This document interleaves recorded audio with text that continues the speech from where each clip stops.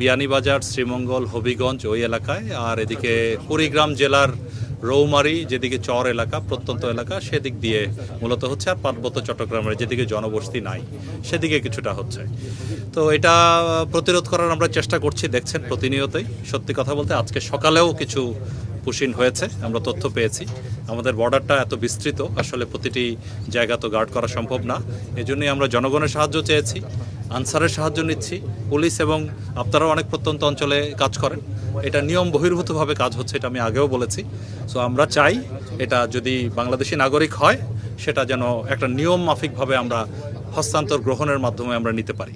সেটা আমাদের পররাষ্ট্র মন্ত্রণালয়ের পক্ষ থেকেও লেখা হয়েছে, আপনি শুনেছেন।